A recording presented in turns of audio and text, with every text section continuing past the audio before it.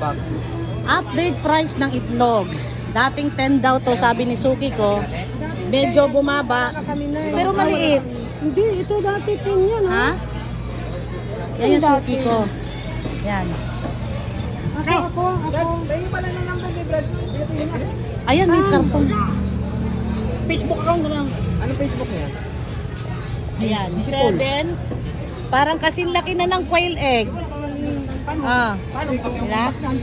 750, 8, 850, 9. Ang 850 okay na rin. Pero maliit pa din. Ay, may basag Suki oh. Sige lang mo. Pero ang kinuha ko itong 950. Kasi ganun din, kukuha ka ng maliit, magluluto mga anak ko dalawa. E di lugi pa ako. Eh pag isa malaki, medyo mabusog na sila. Tama? Oh. Kaya ako pag bumibili ako ng itlog, laging malaki. Gising ako mga alas 8. Alam mo bang kabibili ko na ng itlog? Ba't wala ng Bounty Fresh? Mayroon sa Wibis pa siguro. Ah, okay. Itira mo ako ng dalawa ha, yung jumbo. XL lang yung Bounty yun. Ba't walang jumbo ngayon? Mayroon, pero ang ganun kalalaki ni Bounty, XL ang reading lang doon sa kanya.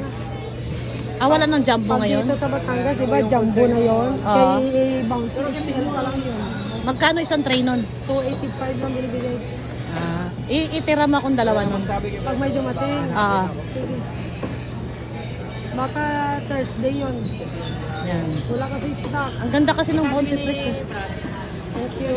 So ito na mga Suki. Nabibili ko lang nung isang araw. Kahapon ubos na. Sa dami namin sa bahay. Kaya ito, isang tray ulit. Ngayon, babalik ako sa baboy. Sa Suki ko sa baboy kasi umorder ako ng pambistik na karning baka. Dito naman yung Suki ko. Yan.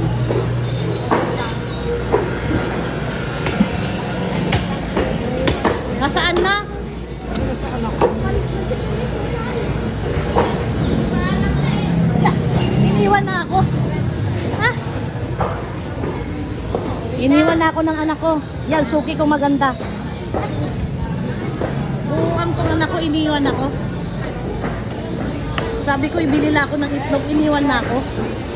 Ito naman ang mga manukan. Ayan. Ito paborito ko. Paano? Tinatamad pa ako magluto na, kaya hindi muna ako bumili. Sana ba yung anak ko, iniwan na ako? Ito, palabas na to. Papunta na sa tricycle. So maglalakad lang ako. Kasi ito lang naman ng bit-bit ko, isang tray na itlog. Saan ka napunta? Saan pumunta? Ano yung nahanap? Sabi ko, bibili akong itlog eh. Kahit kayo na maasim lang. Yan. Lakad na tayo. Maasim lang yan. Eh.